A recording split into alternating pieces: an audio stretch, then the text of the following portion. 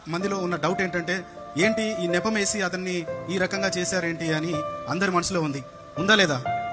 Right, ఇద్దరు స్నేహితుల్ని దయచేసి లేచి నిలబడమని చెప్తున్నాను.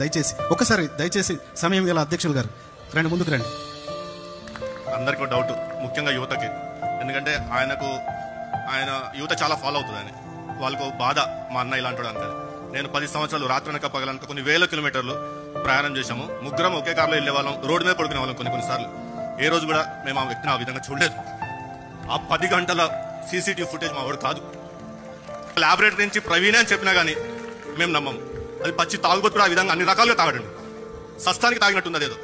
అంత ఎంఎల్ ఇథైల్ ఆల్కహాల్ శరీరం వెళ్ళిన అతను డయాబెటిక్. చాలా మందికి తెలియదు అతను డయాబెటిక్ అని. మనిషి బతకడు అంత తాగుతాయి. కాబట్టి కృపత్తున్న చోటుకెళ్ళా ప్రతి గ్రామానికి వెళ్ళేవాడు. 2027 వరకు కూడా ఆయన క్యాలెండర్ ఫ్రీగా లేదు. ఎవరిని కూడా ఆ విధంగా చూడలేదు. ఆ విధంగా తాగేవాడైతే ప్రతిరోజు తాగాల, లేదా వారానికి 2-3 సార్లు తాగాల. కాదతను. నేను ఎక్కడ దెబ్బతిన్నట్టు బెనరంతో అన్న మావాడికి వచ్చిన బాధ ఏంటన్నా, రోడ్డు మీద కూర్చున్నాడు, ఆ విధంగా కూర్చున్నాడు, మావాడిని కనుక్కో అన్నా అడిగా. విజయవాడలో ఫుటేజ్ అది నా గుండె ఎట్లా అంటే కుల్లబడుతున్నా. ఇట్లా కూర్చొని ఏదో కోల్పోయినట్టు కృంగిపోయిన వ్యక్తి ఇంతవరకు చూడలేదు. చూడండి ఆ చిరునవ్వు. 10 సంవత్సరాలు అదే చిరునవ్వు చూసేవాడిని. ఏ రోజు కూడా అట్లా ఆ విధంగా కృంగిపోయి ఆ వ్యక్తి మాకు తెలియదు. అందుకే ఆ పాట గురించి మాట్లాడదలుచుకోలేదు.